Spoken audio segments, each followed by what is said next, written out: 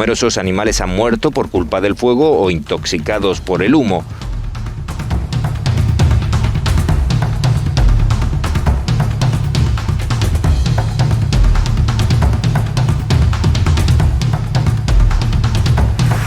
Ustedes pueden quedarse tranquilos y pensar que nada está sucediendo mientras el planeta, la casa común, se destruye.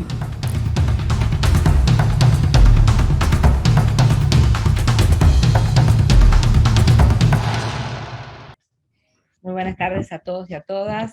Realmente estamos hoy con un nuevo encuentro para poder cerrar de esta manera así el módulo sobre nuestro planeta, la crisis planetaria que vivimos, los condicionamientos a poder darle continuidad a nuestra vida, a nuestros sistemas. Hemos puesto en discusión en la clase pasada el modelo de producción, el extractivismo en particular, con la participación de Maristela Pampa, realmente una clase que marca, bueno, una diferencia, un compromiso militante con la agenda de la sostenibilidad, con el imperativo que tenemos de cuidar nuestro planeta y fundamentalmente una reflexión respecto de nuestros modos de consumo, de nuestros modos de vida. En este sentido, para no quitar más tiempo, nos parece muy importante, bueno, quiero saludar al rector de la Universidad de Mar del Plata, Alfredo Lazzaretti, que está aquí presente. Hola, ¿cómo estás, Alfredo? Bueno, recordarles que este curso, Pensar Presente, Construir el Futuro, es una iniciativa que es la tercera cohorte que estamos impulsando en forma conjunta entre la Usina Social, que preside Clara García, en la Facultad de Ciencia Política, Universidad Nacional de Rosario y la revista Nueva Sociedad. Es un gusto en este contexto presentarle a Mariana Blanco Puente, que es socióloga por la Universidad Nacional Autónoma de México y máster en estudios ambientales por Flaxo, Ecuador. Mariana Blanco Puente ha trabajado en diferentes temas también vinculados al extractivismo, a los movimientos socioambientales, a la agroecología en América Latina. En este sentido, es actualmente coordinadora del proyecto de transformación social ecológica de América Latina por parte de la Fundación Friedrich Ebert, y es para nosotros un enorme gusto que ella asuma la responsabilidad de dar la clase en el día de hoy. Así que, Mariana, sin más, la sala es tuya. Estos son los alumnos que tenemos en este 2022, y realmente decirte que hay muchas expectativas de tu contribución, que como siempre les recordamos que la clase es grabada, que los materiales se comparten en nuestro espacio, en nuestra aula virtual, y fundamentalmente que todas las preguntas las vamos a ir ayudándote a sistematizarlas para que puedas contestarlas en algún momento en que quieras hacer una pausa. Son 2 horas de clase, la sala es tuya. Decirles que Mariana Blanco Puente se encuentra en Berlín y que es muy tarde allí.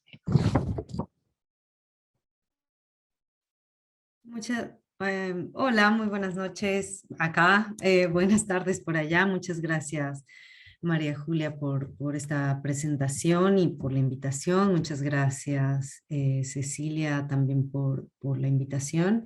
Verdaderamente, bueno, es un gusto, la verdad que me da mucho gusto, y me siento también muy honrada que me hayan invitado a participar en este curso.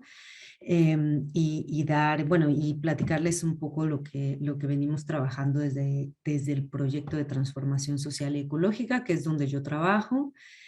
Bueno, como ya dijo María Julia, mi nombre es Mariana Blanco Puente, yo soy mexicana. Soy socióloga con una maestría en estudios socioambientales por la Flaxo, Ecuador, lo cual lo menciono porque, bueno, me fui a vivir a Quito, después viví en Argentina también, y me tocó conocer diferentes contextos. Me tocó viajar, afortunadamente tuve la oportunidad de viajar mucho y conocer varios países de la región. y bueno, eso me permitió también estar mucho más cerca de algunos problemas de los diferentes contextos que vive cada uno de los países en América Latina, pero que al final que terminan siendo muy, muy parecidos, ¿no? Nos vamos a ir dando cuenta que terminan siendo muy parecidos. Bueno, como les decía, yo trabajo en el proyecto de transformación social ecológica que tiene la Fundación Frederick Ebert. Es un proyecto regional que trabaja, bueno, en toda América Latina, específicamente los temas pues sociales y ambientales, ¿no? Queremos, digamos, hacer este enlace entre lo social, lo económico y lo ambiental. Pensar que ninguna de estas dimensiones está aislada, pensar que no podemos seguir pensando, mucho menos hoy en día, cuando por todos lados se está hablando de crisis climática, pero además ya estamos sintiendo que es la crisis climática para todos aquellos escépticos que seguramente no les gustan los calores de 40 grados, 39 grados, cuando antes no llegaban a esas temperaturas, tormentas desatadas, el clima está cambiando, bueno, en fin, ¿no? Ya creo que cada vez se hace mucho más evidente, tenemos más pruebas tangibles de lo que está pasando.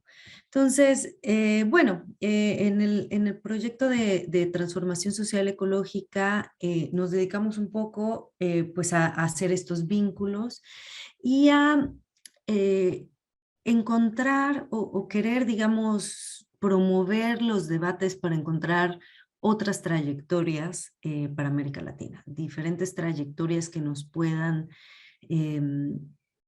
dar luces sobre qué hacemos con esta región, ¿no? Qué hacemos con nuestra región, con nuestros países y sus problemas estructurales que vienen, muchos de ellos desde la colonia, muchos de ellos desde hace décadas o siglos. Ahorita les voy a pasar la presentación en donde vamos a ir viendo algunos de estos temas, pero para adelantarles, América Latina es la región más desigual del mundo, ¿no? Creo que eso ya nos dice mucho. Somos una región que se dedica en su mayor parte a la extracción de recursos naturales. Entonces, ¿cómo vinculamos esos temas ambientales con las problemáticas sociales que vivimos? A eso nos dedicamos en el proyecto de transformación, encontrar diferentes tipos, porque no hay solo un tipo de desarrollo, como bien nos han hecho creer, o un tipo de vida, o un tipo de visión de vida, ¿no? ¿Qué otros tipos de desarrollo podemos pensar para la región de América Latina? Y que nos permitan, pues justamente, trabajar en estos temas de desigualdad, de degradación ambiental, de pobreza, etc. Y bueno, trabajamos con diferentes actores de la región, trabajamos con sociedad civil, trabajamos con gobierno, trabajamos con actores políticos diversos, con movimientos sociales, con pueblos y comunidades indígenas, en fin, ¿no? Bueno, solo rápidamente para contarles un poquito de lo que hacemos, bueno, trabajamos mucho el tema, digamos, del extractivismo y sus consecuencias. Ahí entra un tema bastante importante que hemos trabajado en los últimos 2 años, que es el tema del Acuerdo de Escazú, que espero que ya hayan escuchado hablar de él, y si no, pues con gusto podemos comentarlo más adelante, pero que pues es el primer acuerdo regional sobre temas específicamente ambientales. Es el primer acuerdo vinculante, además, para todos aquellos países firmantes y ratificantes, y que toca justamente muchos de los temas que vamos a hablar hoy en día. Estamos también, bueno, impulsando debates, capacitaciones sobre temas de cambio climático, la crisis climática, y cómo pensar en una postura latinoamericana también sobre la crisis climática, ¿no? No es lo mismo el discurso y las soluciones que pueden tener los países del norte global, eh, que no necesariamente nos sirven o nos encajan a los países del sur global, como hoy escuché, como groseramente dicen el sur global, ¿no? No necesariamente las soluciones que se plantean desde los países más centralizados, los países más ricos, es la solución que nos viene a América Latina porque nuestros problemas no son los mismos, pero además hay una cosa ahí de quiénes son los países que han aportado más a lo que estamos viviendo ahora como cambio en el clima y las emisiones de gases de efecto invernadero, etcétera, ¿no? Entonces, estamos también viendo cómo, ¿no? Y cómo los actores están construyendo una visión propia y una visión latinoamericana también digamos, de este tema en el cambio climático. Estamos comenzando también a trabajar todo el tema del sistema, el cambio en el sistema energético. No, lo digo sistema energético para no decirlo transición energética, porque también es un término, la transición energética es... pues es un término muy, digamos, del discurso del norte también, ¿no?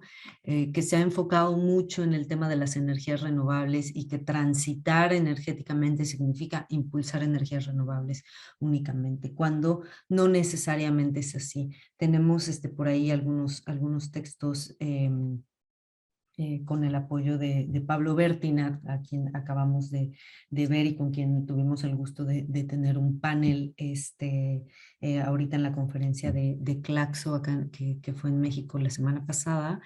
Nos estuvo acompañando y bueno, Pablo Bertina de Argentina, él trabaja en una universidad en Rosario justamente, y tiene estos debates muy importantes sobre cómo cambiar, o sea, de que no tenemos que hablar únicamente de energías renovables, sino de para qué queremos la energía, para qué, para quién, cómo, ¿no? Está sirviendo para la utilidad que debería ser la energía, cómo satisfacer necesidades básicas, ¿no? O para qué se está usando. Bueno, estamos también metidos en esos temas.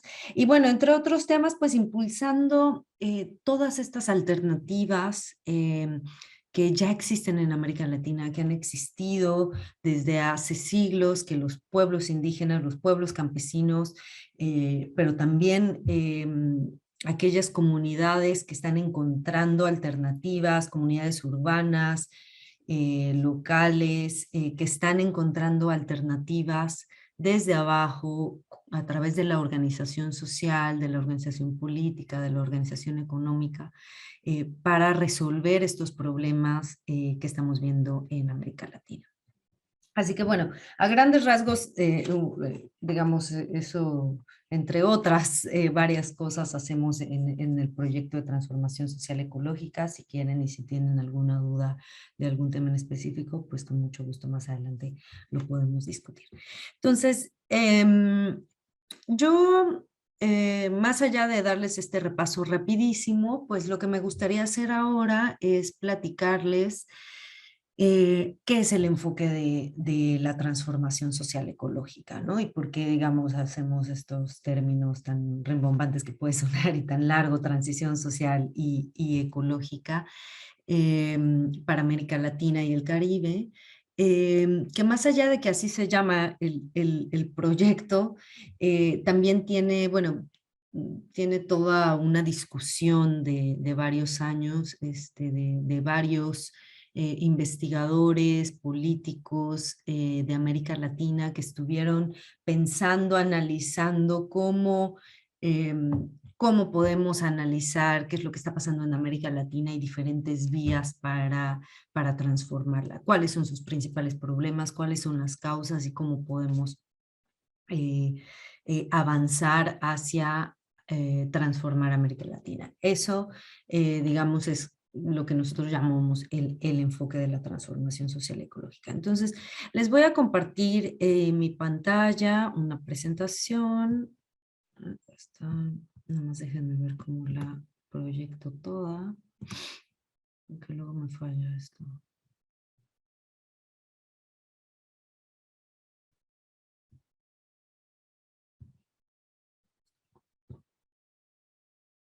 A ver.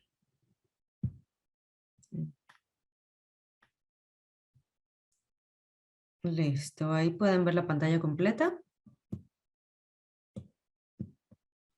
¿Sí se ve? Sí. Perfecto, Marina. Ah, perfecto. Gracias. Bueno, entonces, vamos, digamos, de lo que vamos a hablar, es, bueno, desde dónde partimos, cuál es el contexto de América Latina, cómo podemos entender esta situación o esta crisis que estamos viviendo. Vamos a hablar del tema del extractivismo en América Latina y sus consecuencias, que es un tema que me parece que ya lo abordaron la semana pasada. Me comentaron que estuvo con ustedes Maristela Svampa, a quien, por cierto, pues voy a citar, y tengo, digamos, varias cosas de esta presentación, son de uno de sus últimos libros que escribió con Enrique Viale. Y bueno, algunas pautas, ¿no? Para pensar salidas para América Latina, que es pues esto, digamos, estos grandes ejes que nosotros hemos encontrado en el enfoque de transformación social ecológica, que, ojo, no deja de ser un enfoque, no deja de ser muchos conceptos, y es un enfoque conceptual que al final pues nos toca, ay, aquí no se ve esto, que al final nos toca aplicarlo, ver si se puede aplicar o no, y ver con quién, y bueno, ¿no? En fin, entonces, bueno, ¿de dónde partimos? Partimos pues de que existe una crisis global, que estamos viviendo hoy en día, una crisis global, una crisis multidimensional, em, una crisis que es económica, social y ambiental. Como yo les decía hace rato, es importante pensar que estas cosas no están aisladas. La crisis económica que vivimos durante la pandemia, digamos, provocada por esta emergencia sanitaria, no solo fue una crisis económica, ¿no?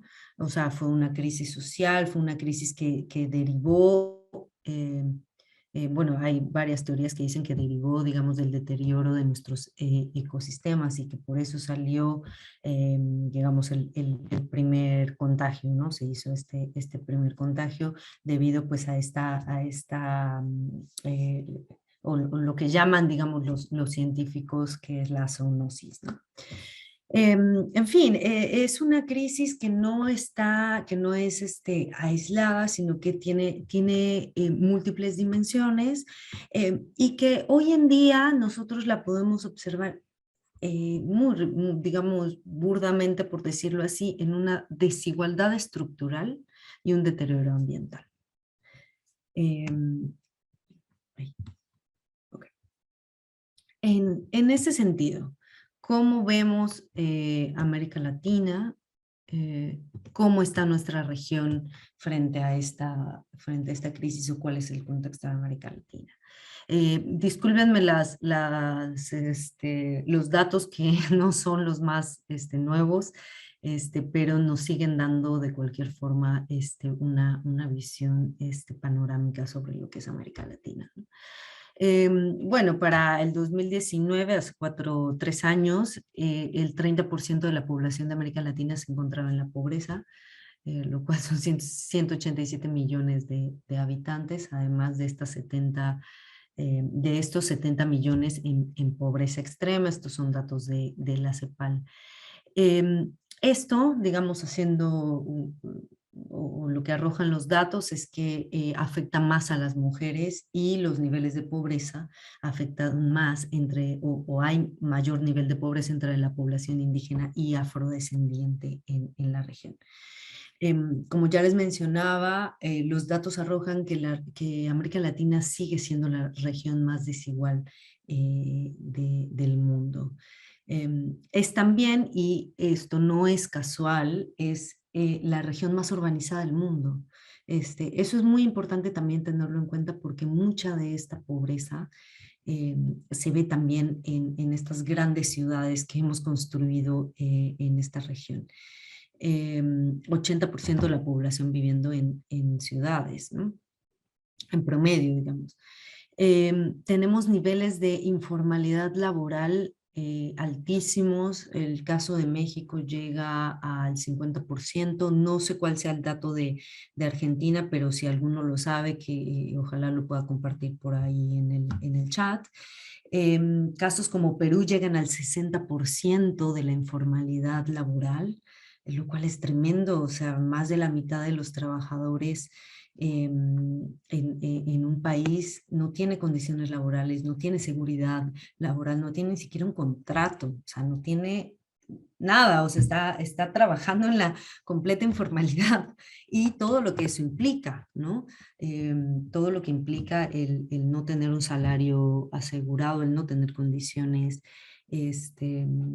acceso a la salud, acceso a la seguridad social, eh, no tener ni siquiera asegurado que la siguiente semana vas a tener ingresos, ¿no? Bueno, la brecha y desigualdades de ingresos entre hombres y mujeres, que también son bastante altos todavía en la región. Y por supuesto que pues digamos, esta situación la vimos que se agravó durante la pandemia, ¿no? La disminución de los salarios, el aumento en la informalidad laboral, la sobrecarga de tareas de cuidado por parte de las mujeres, el tema, bueno, temas de malnutrición, sobrepeso, desnutrición, que además los terminamos también viendo como una de las causas de tantas muertes durante la pandemia.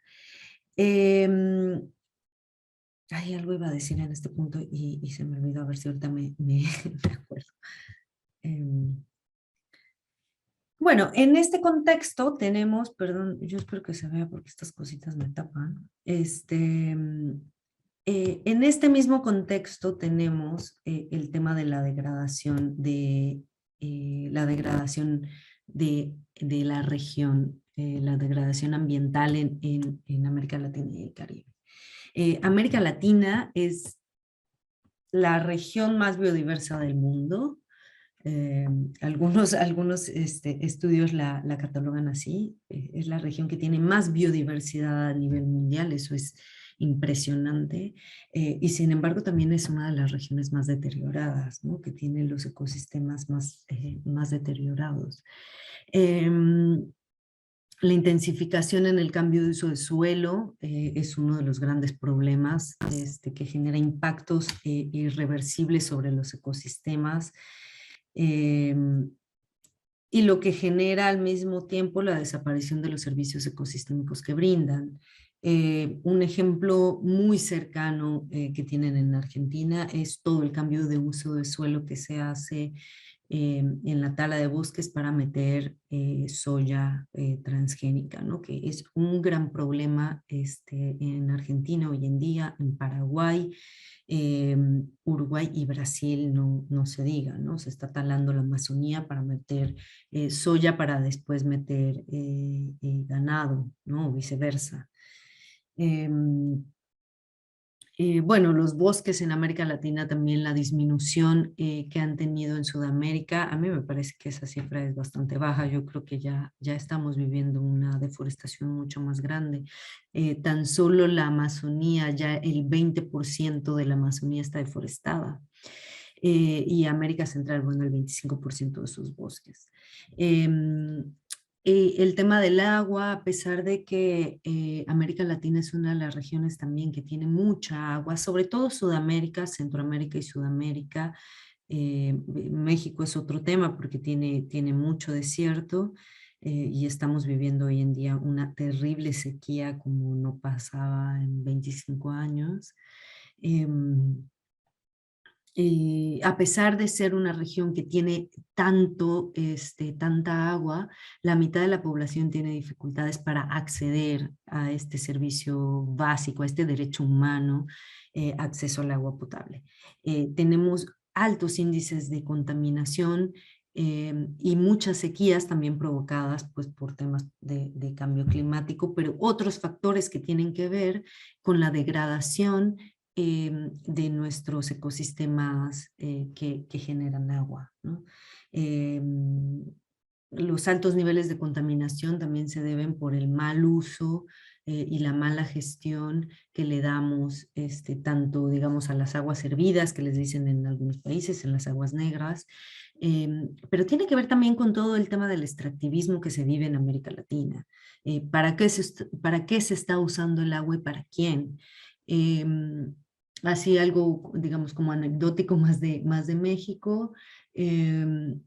Hubo un caso el año pasado de una cervecera que se llama Constellation Brands, que es una cervecera de Estados Unidos, que iba a poner una planta de producción de cerveza en una zona desértica del norte de México, en Baja California. Se hizo una consulta pública, dijeron no, el agua aquí es para el riego de los cultivos y es agua para tomar, entonces la sacamos. Pero estamos en estos niveles también digamos, de extracción de recursos naturales en nuestro país, porque además toda esa cerveza se va para la exportación hacia Estados Unidos, déjenme les digo. No es producción para el consumo nacional, es para el consumo externo. De poner una planta cervecera con la cantidad de agua que se utiliza para producir 1 litro de cerveza, que si no me equivoco son de 3 a 5 litros por cada litro de cerveza, en una zona desértica, ¿sí? En una zona que ya carece de agua, y quieren poner una cervecera. Ya la movieron a otro estado donde se supone que no hay crisis de agua, pero es mentira, sí hay. Yo soy de ahí, que es Veracruz, ya la movieron por allá. Así que bueno, vamos a ver las afectaciones más adelante. Pero a lo que voy es que no es solo, digamos, este es el ejemplo de una cervecera, pero seguramente ustedes conocen algunos otros ejemplos que tienen que ver con el tema de la minería. Todo el norte de México es históricamente, desde la llegada de los españoles, hay minas, pero todo el norte de México es desierto. Hoy en día la minería, como se realiza hoy en día, seguramente con Maristela Esbamba ya lo discutieron y si hay preguntas también lo podemos hablar, pero pues la minería a cielo abierto utiliza millones de litros de agua por segundo por el método que utiliza para desprender los metales de las rocas, de las explosiones que genera. Bueno, en fin, ¿no? El tema del agua es algo muy particular, específicamente en México es muy controversial. Y si bien en otros países de Sudamérica no lo está haciendo, lo va a hacer en las próximas décadas, si no es que más cercano. Bueno, todo el tema que tiene que ver con los mares. Hoy justamente, bueno, comentarles, yo no estoy en Berlín, por cierto, estoy en Bonn, justamente en la conferencia de cambio climático que se hace, que es lo que se llama la pre-COP, digamos, donde se viene a discutir básicamente los preacuerdos o los documentos que se van a llevar a la COP, que normalmente se hace en noviembre, que este año va a ser en Egipto. Y justamente hoy estuve en una sesión plenaria donde se estaba hablando del tema de los océanos, que ya se está convirtiendo desde hace varios años en un tema prioritario también para Naciones Unidas, para los países, no solo por el aumento en el nivel del mar, sino por el deterioro de los ecosistemas marinos y de la biodiversidad marina. El tema de los manglares, de los arrecifes, que si bien quizás es algo que no es tan tangible como ver cómo están deforestando un bosque o ver que llueve menos, pero no deja de ser muy importante porque pues recordemos que nuestro planeta es más mar que tierra, y pasan muchas cosas de regulación del clima. La mayor biodiversidad del mundo también está en los océanos, hay muchísima biodiversidad que ni siquiera conocemos y que ya se está perdiendo. Bueno, esto es una, digamos, cita de una carta firmada por más de 15.000 científicos a nivel mundial que es del 2017, donde dicen la crisis climática ha llegado y va mucho más rápido de lo que la mayoría de los científicos esperaban. Es más severa de lo previsto, amenaza los ecosistemas naturales y el destino de la humanidad. El tiempo es poco y los desafíos requieren audacia y rigor, pues las reacciones en cadena climática pueden causar alteraciones significativas en los ecosistemas, las sociedades, las economías, que podrían hacer que grandes áreas de la Tierra se vuelvan inhabitables. Esto es una de las muchas advertencias. Este mismo año tuvimos, el IPCC me parece que en abril lanzó otro comunicado diciendo, si no actuamos ya, o sea, ya es ya, empezamos verdaderamente a bajar las emisiones de gases de efecto invernadero, no vamos a poder llegar al límite de evitar el aumento en la temperatura en 1.5 grados, en la temperatura promedio del planeta, en 1.5 grados, que después de que suba la temperatura promedio en 1.5 grados ya no hay vuelta, o sea, se desencadenan muchos procesos muy fuertes en el tema de los ecosistemas, del clima, de muchos procesos, digamos, ecológicos bueno, que los expertos ecólogos y de la atmósfera saben, digamos, describir perfectamente, pero que nosotros lo podemos describir como va a haber más catástrofes, va a haber menos agua, va a haber más temperatura, digamos que todo se va a el orden, ¿no? El clima como lo conocemos hoy en día va a cambiar. Cosa que ya lo estamos viendo, creo que todos, absolutamente todos podemos identificar que esto ya está ocurriendo.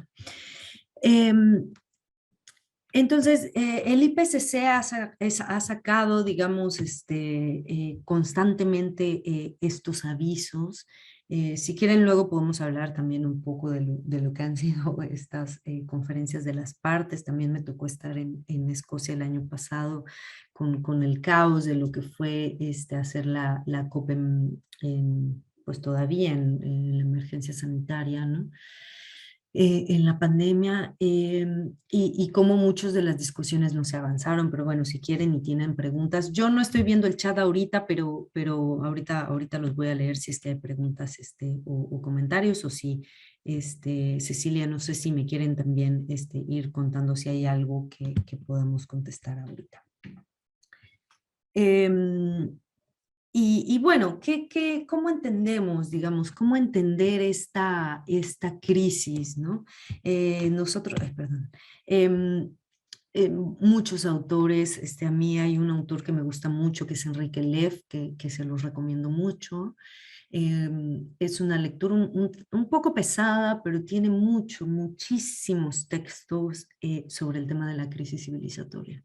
Y cómo lo que estamos viviendo, él dice, estamos viviendo una crisis civilizatoria que pone en duda el sentido de la vida, de la vida nuestra y de las demás especies. ¿Por qué pone en duda el sentido de la vida? O sea, ¿de qué estamos hablando cuando los seres humanos estamos acabando con las condiciones que nos aseguran la vida en el planeta? Nos estamos acabando el agua, nos estamos acabando los ecosistemas que nos dan básicamente todo. O sea, todo lo que ustedes puedan ver y tocar a su alrededor viene de la tierra. O sea, viene de la tierra, del suelo, del mar, de todo, absolutamente todo lo que usted es tangible para nosotros viene de ahí. y sin embargo nos estamos acabando las condiciones que tiene el planeta para poder regenerar eso. Entonces, ¿cuál es el sentido de la vida de nuestra humanidad si es que no podemos sostenernos en el tiempo, ¿sí? Si no podemos sostener aquello que nos sostiene a nosotros, ¿no? Eso es una de las reflexiones más filosóficas, digamos, de las que habla Enrique Leff. Yo se los recomiendo mucho, me encanta. Él tiene mucha bibliografía, luego les puedo pasar. Creo que al final puse un par de libros de él. Bueno, también hablamos de que estamos viviendo en una era, ¿no? En una nueva era que algunos autores han hablado, que es el antropoceno, que es, bueno, el antropoceno es el hombre cambiando las condiciones o los patrones planetarios y sus ciclos. Es decir, hemos cambiado el ciclo, uno de los ciclos básicos del planeta, que es el carbono, ¿no? El ciclo del carbono. Hemos cambiado el ciclo del agua porque ya no llueve como antes, y esas son razones, además, perdón, está causado por el hombre. Sí, históricamente el planeta ha tenido mayores temperaturas, menos, pero son procesos que han pasado en cientos de miles de años o millones de años. O sea, son cosas que nosotros no podríamos ver. Y sin embargo, el hombre ha logrado eso, cambiarlo en tan poco tiempo, que sí, de una generación a otra estamos viendo esos cambios. Y luego está el concepto del capitaloceno, que va un poco más allá y dice, a ver, no es cualquier hombre, porque esto no pasó, o sea, esto inició, o este problema inició con el capitalismo, con la explotación, con la explotación de los combustibles fósiles, que fue una también de las digamos, causas o de los motores del capitalismo, la explotación del carbón, ¿no? Entonces, bueno, eso es uno, digamos, también de los varios análisis de las causas, digamos, de esta crisis. Y bueno, ya yéndonos un poco más al tema del capitalismo, las contradicciones mismas que vive o que vivimos en este capitalismo contemporáneo. Como les decía, no es, o este concepto del capitaloceno no dice que no, o sea, las sociedades precapitalistas que tenían otra relación también con la naturaleza, y lo podemos ver en el caso de América Latina, en los pueblos originarios, en los pueblos originarios de nuestra región, que siguen hablando de otro concepto de la naturaleza, que la consideran un sujeto de derecho, por ponerlo en palabras también, por ponerlo en palabras más occidentalizadas, ¿no? Pero es alguien a considerar, no es solo recursos naturales o no es un medio para conseguir riqueza, ¿no? Que así lo vemos desde las sociedades capitalistas. Y las contradicciones mismas del capitalismo, que son estas crisis de sobreproducción, vivimos un estancamiento en la demanda global, desfases, hay un desfase entre lo que es la economía financiera y la base productiva real, que hoy justamente estaba pensando eso, pero es que es absurdo, y los límites físicos del planeta que no soportan, digamos, la dinámica capitalista. Un poco lo que les comentaba hace rato, estamos sobreexplotando el planeta. ¿Qué quiere decir? Que le estamos sacando más al planeta de lo que el planeta puede darnos, de lo que el planeta tiene la capacidad para regenerarse, porque además es fantástica la naturaleza y los ecosistemas son una cosa maravillosa, que tienen una capacidad de volver a producir, ¿no? Bueno, obviamente los recursos que nosotros conocemos como recursos renovables, pero tienen esta capacidad de regenerarse, incluso de absorber todos los desechos Claro, los desechos que nosotros hemos producido se van a absorber en millones de años, pero bueno, tienen la capacidad de hacerlo. Los residuos orgánicos tienen la capacidad de regenerarse en 3 meses, ¿no? Y de volverse tierra. Si alguno de ustedes ha hecho alguna vez composta y ha podido observar ese maravilloso proceso en el que echas los desperdicios de la comida y en 3, 4 meses tienes tierra. Bueno, eso es lo que básicamente hace el planeta, pero nosotros no lo estamos dejando hacer porque simplemente estamos quitándole demasiado, explotando demasiado, sacando demasiados recursos más aceleradamente que los procesos metabólicos que el planeta mismo tiene, ¿no? Entonces, características, digamos, de esto que llamamos el sistema mundo, ¿no? O este capitalismo globalizado, ¿no? Esta era, ¿no? del capitalismo que estamos viviendo. Bueno, en donde vemos que predominan digamos, el predominio financiero, rentista y de las finanzas especulativas. Es terrible además cómo Wall Street determina o puede determinar cuánto vale una moneda cuando en realidad pues, las monedas ya no están sustentadas en algo físico, ¿no? Es mucha especulación, lo estamos viendo, bueno, lo hemos visto constantemente al inicio de la pandemia, como todas las bolsas cayeron por el miedo, ¿no? El miedo de los inversionistas a todo. Entonces sacan las inversiones y las bolsas de valores caen. Lo vemos ahora con la guerra en Ucrania, lo mismo, ¿no? El mismo euro está bajando, la inflación, etcétera, ¿no? Tenemos otra característica que es la deslocalización de las cadenas globales de valor. Esto es muy importante porque esto es un proceso, digamos, de la globalización que fomentó, digamos, la globalización y que permite, además, que vivamos en este mundo globalizado. ¿Qué quiere decir esto? Que en México se puede extraer litio, por decirlo así, se lo lleva a China, porque además son empresas chinas, entonces lo extraen en México, se lo llevan a China, lo procesan en baterías, esas baterías luego las ensamblan en Alemania, o normalmente se ensambla en China, pero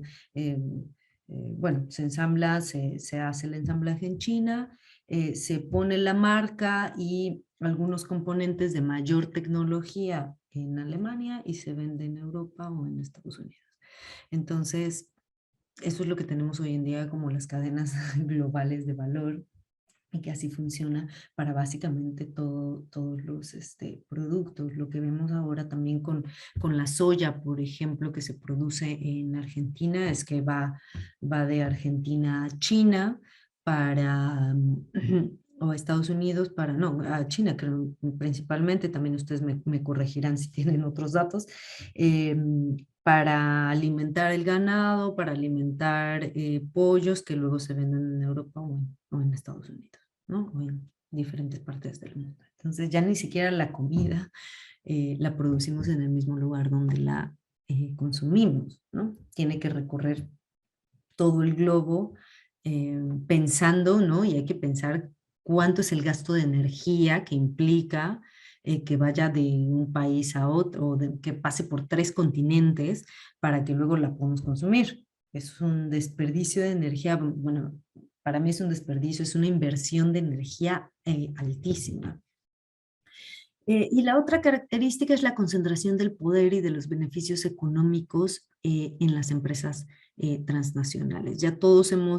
Creo que todos hemos escuchado de cómo bueno, eso es un ejemplo muy digamos, fácil de poner, que es durante la pandemia, mucha gente perdió su trabajo, les bajaron el sueldo a muchos, y los únicos que se enriquecieron durante esta pandemia fueron las grandes transnacionales o las corporaciones. O sea, los más ricos del planeta se hicieron más ricos. Las empresas que controlan la tecnología, las empresas que controlan las finanzas, las empresas que controlan la producción, o sea, impresionante, pero esto se debe, pues, mucho se debe al tema de la concentración del poder. No, esto es básicamente lo mismo. ¿Qué tenemos entonces? Un metabolismo social que no respeta los límites de la naturaleza. Voy a hacer una pausa de 2 minutos para ver el chat, porque tengo aquí un montón de cosas en el chat que me gustaría ver sus comentarios y si hay algo que puedo responder, y aprovecho a tomar agua. Mariana, si quieres, te voy comentando más o menos cuál fue el intercambio desde el inicio de tu presentación. Desde el inicio, ¿no? Cuando hablaba de la informalidad, bueno, aquí algunos participantes dieron también el concepto o el porcentaje también de informalidad. Por ejemplo, en Perú, en prepandemia, había un 72% de informalidad laboral, y que ahora calcularían que serían de un 80%. Justo también en ese momento voy a hacer una referencia a Perú. En Bolivia comentan que están más del 80%. Cuando hacías mención sobre el uso del agua, algunos comentarios, bueno, en Chile, en Argentina y en Bolivia hay zonas desérticas con proyectos que priorizan el agua para producir litio antes que para las comunidades. En Chile, la minería del cobre, ni qué decir de la zona de sacrificio, otros de los comentarios. El usar mal los recursos cuando hay tanta necesidad en la población está mal, acrecienta las desigualdades. Los gobiernos deben planificar más las necesidades de la población y el impacto en la naturaleza. En lo económico, las importaciones también, siempre y cuando no afecten la naturaleza de la población. Cuando hablabas del concepto de crisis, las ciencias sociales deberían incorporar la categoría de catástrofe como un horizonte de análisis y de necesidades de acción social. Una de las preguntas, ¿cómo nos ponemos de acuerdo que el mundo debe dejar de crecer, para lo cual los seres humanos debemos consumir menos? ¿Quién se baja al desarrollo? ¿A quién se arriesga a utilizar energías renovables y pagar la cuenta ecológica? Otra de las preguntas, ¿no? Entre un comentario y una pregunta. Un gran proceso ecológico introduce humedad desde el Océano Atlántico hasta la región andina de Sudamérica. Gracias al bombeo de humedad que produce la selva del Amazonas, este ciclo está en peligro, pero no hay articulación regional que atienda o priorice este tema. Lo poco que hay de integración regional se concentra en temas comerciales y de comunicaciones. ¿Cuáles podrían ser las alternativas para salvar la Amazonía, el ciclo del agua en la región? Sobre tu última presentación y cuando habla de capitalismo globalizado y sistema mundo, bueno, ¿solo el capitalismo es responsable y a quiénes comprendemos dentro de ese concepto? Hubo también un intercambio cuando decían, bueno, el poder de las GAFAM, de las superempresas de la información y la comunicación digital, también global. Si quieres ahí hacer una pausa, veo que han seguido con los comentarios de intercambio. Muchas gracias, Cecilia. Es muy interesante. Gracias por preguntar tanto, gracias por comentar tanto. La verdad que qué grupo tan participativo, y me da mucho gusto. A ver, rápidamente, así dos que anoté. ¿Cómo nos ponemos de acuerdo que el mundo debe dejar de crecer? Bueno, estamos por el año 28, me parece, vamos por la COP27, y el mundo no se ha puesto de acuerdo de si debe ser 1.5 o 2 grados, lo que hay que disminuir. De ahí, además, no se ha hecho nada, o sea, porque no solo no se ha disminuido nada, o sea, algunos países muy particulares han disminuido, luego está el cómo hacerlo, que si les pasamos a los países de tercer mundo y les compensamos porque nosotros no vamos a dejar no sé qué, bueno, ¿no? Entonces, van 27 COPs de cambio climático y se sigue hablando de los mismos temas. Entonces, fácil no es, o sea, fácil no está siendo, y hay muchos intereses. Yo el año pasado fue el primer año que fui a una de estas conferencias, fue la primera vez que fui, y me sorprendió muchísimo entrar. Digo, les cuento, no sé si alguno de ustedes ha tenido la oportunidad de ir. Si sí, bueno, ojalá nos pueda poner algún comentario, pero a mí me sorprendió muchísimo cuando yo, digamos, yo entré a este lugar, eh, era como era como un mercado de empresas vendiéndote soluciones. Eso es lo que uno a primera vista ve. Eso es lo que a primera vista ves. Estaba un avión, el primer avión eléctrico del mundo, un carro de carreras eléctrico, las no sé qué que están haciendo eólicas en no sé dónde. Y yo me quedé como, ¿pero qué es esto? O sea, esto es un mercado, o sea, esto es un- un- una expo. Eso es una expo de las empresas y de los gobiernos, de todas las maravillas tecnológicas que pueden salvar al mundo. Y se están basando en la tecnología y le están apostando en la tecnología. Hoy estuve en un panel muy interesante donde estuvo Silvia Ribeira, que por cierto también se las recomiendo mucho y les recomiendo mucho la organización donde trabaja, que es Grupo ETC. Búsquenlo así en línea, Grupo ETC. Ellos trabajan el tema de, ellos vigilan, digamos, lo que están haciendo las corporaciones y las corporaciones. Poder, tecnología y corporaciones, creo que algo así son como los tres temas que trabajan. Y nos estaba contando hoy de cómo algunas de las alternativas, porque ya todo el mundo dice ya estamos en la catástrofe, entonces, ¿cuáles son una de las alternativas? La geoingeniería. Venía pensando que les iba a contar eso, la geoingeniería. También les invito a que lo busquen. Yo es una cosa que me acabo de enterar el día de hoy, yo no sabía que existía eso. Al parecer está basado en alguna vez en alguna parte del mundo explotó un volcán, hizo erupción un volcán y estudiaron que de todos esos, digamos, gases que se lanzaron, hicieron que disminuyeran la radiación. ¿Por qué? Porque esos gases o esas nubes, digamos, de diferentes gases, lo que hicieron fue bloquear la radiación solar, ¿no? Entonces disminuyó la temperatura. Eso fue lo que yo entendí. Yo no soy ingeniera y escuché, digamos, eso en la charla, entonces les invito también, yo luego lo voy a investigar. Pero entonces las empresas lo que quieren hacer ahora es apostarle a la geoingeniería solar para, en vez de pensar en cómo reducir las emisiones, pensar cómo evitar que nos den la radiación.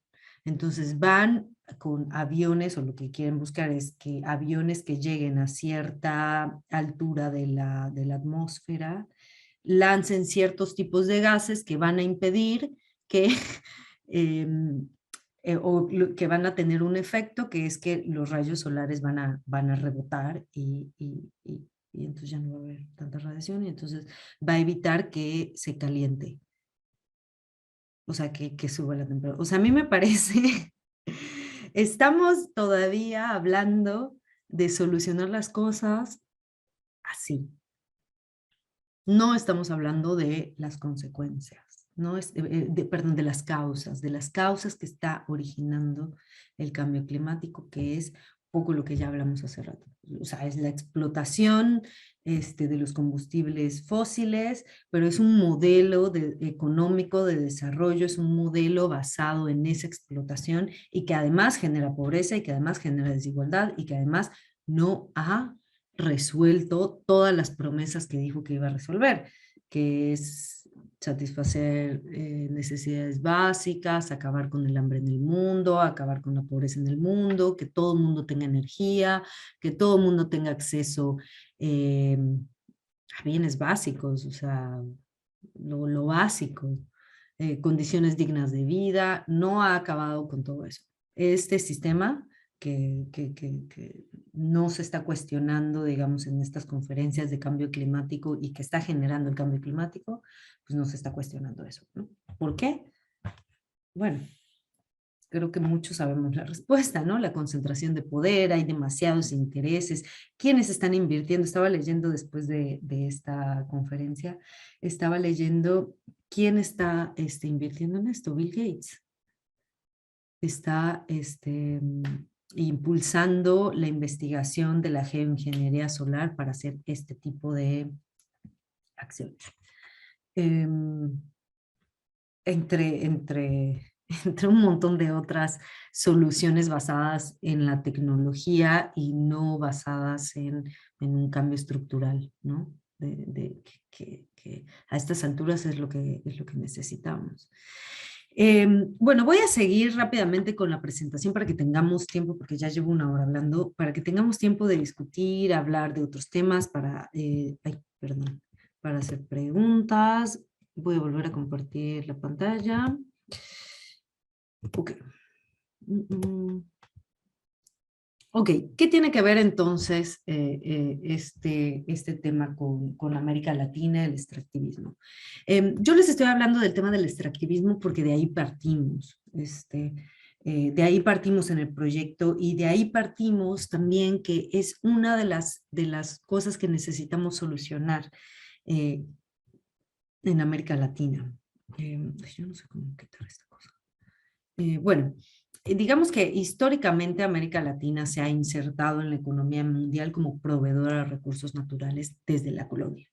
Y ya sabemos además que desde la colonia le sirvió a lo que pues, hoy en día es Europa para desarrollarse desarrollar la economía, desarrollar el capitalismo, porque sin todo ese oro, sin todos esos recursos naturales, Europa no sería lo que es hoy en día, no se hubiera podido desarrollar de la manera en que lo hizo y el capitalismo no hubiera podido desarrollarse de esa manera. Entonces el capitalismo implica además extracción de recursos naturales, sí o sí.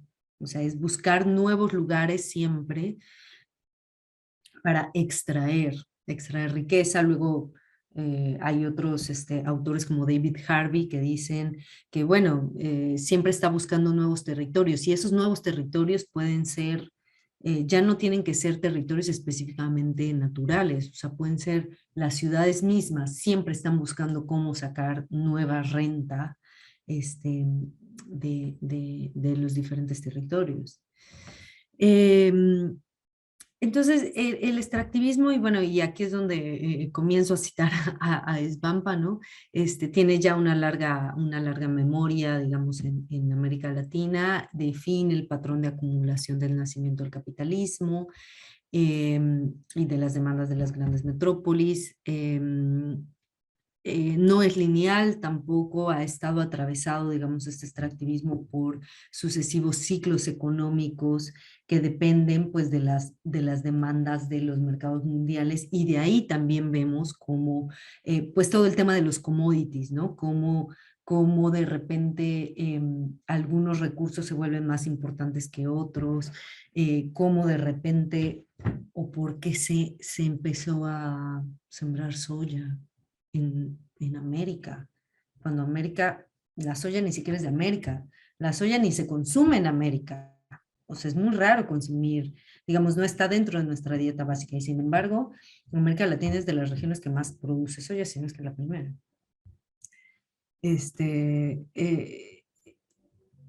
Y todo esto tiene que ver, pues, con las demandas del mercado mundial. Y bueno,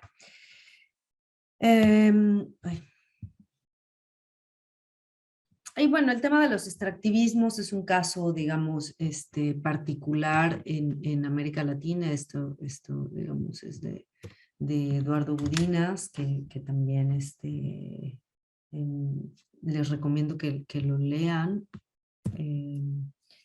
Y bueno, él habla de los diferentes, ¿no? O de cómo, más bien, de cómo, cuáles son como las características de este extractivismo, ¿no?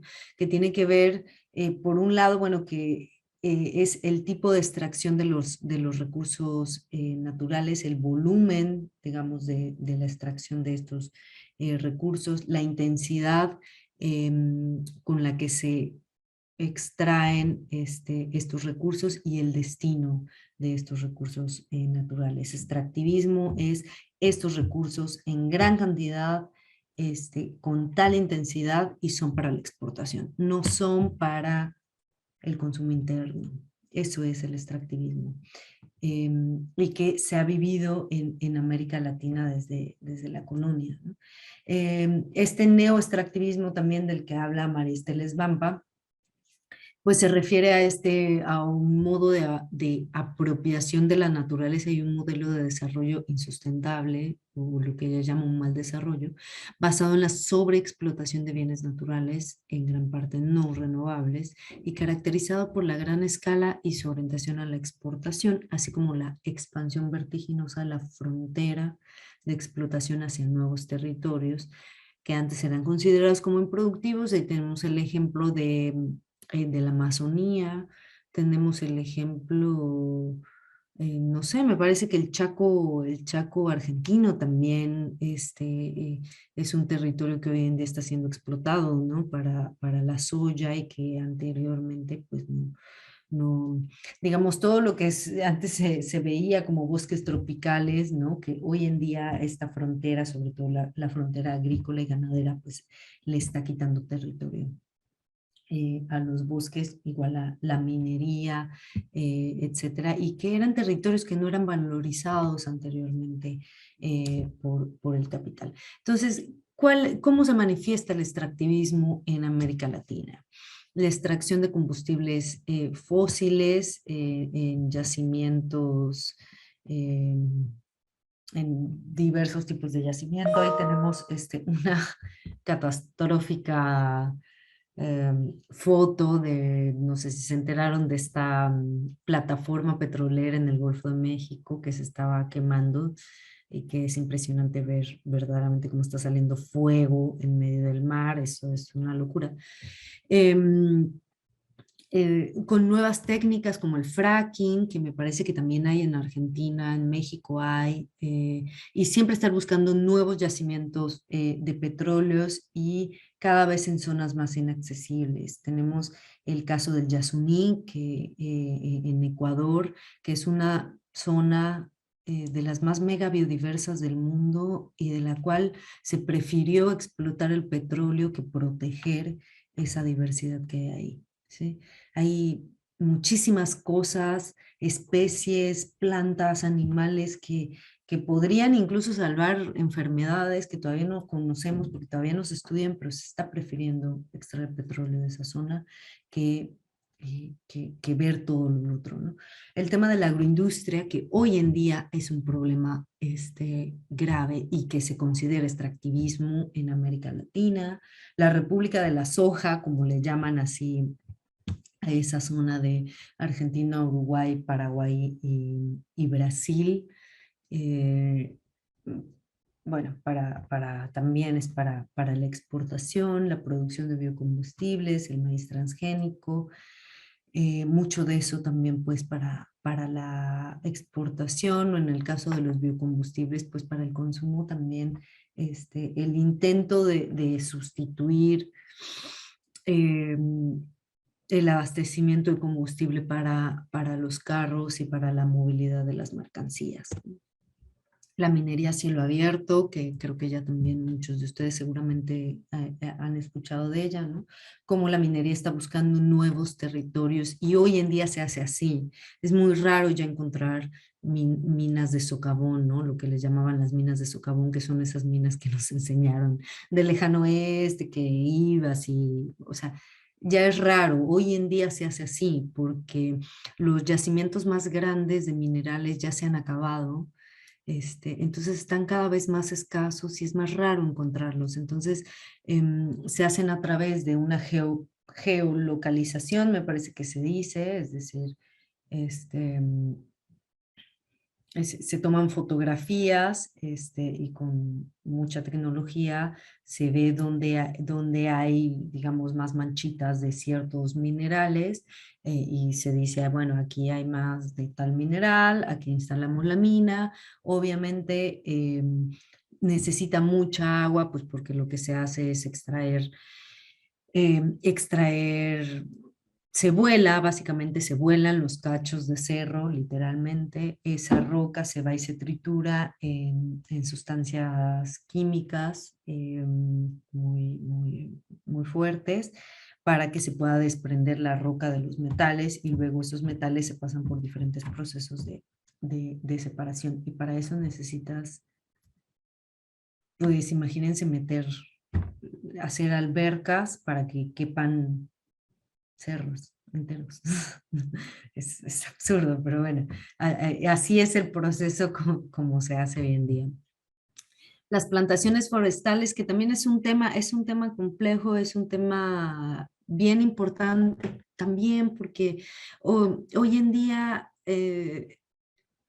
digamos, con esta locura de que hay que plantar cosas, las empresas también se montaron en ese discurso, y las empresas forestales lo que están haciendo es plantar un montón de pino, plantar un montón de eucalipto, plantar un montón de teca por todos lados, pero oh sorpresa, no son bosques, son plantaciones. O sea, es como si plantamos soya, pero mucho más alta, ¿no? Son plantaciones de árboles que luego se van a cortar y obviamente se van a utilizar para la madera. ¿Qué es lo que dicen las empresas? No, pero nosotros estamos captando CO2, porque son árboles, y bueno, sí, estás captando CO2 unos 5 años y luego cortas el árbol en lo que ya creció, 5 o 10 años, lo cortas, y te estás acabando la productividad del suelo, porque luego vas a volver a plantar árboles ahí mismo.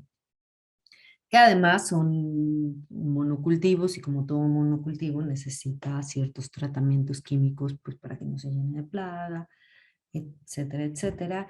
Y obviamente plantar lo que ellos consideran un bosque, pues requiere muchísima extensión de territorio.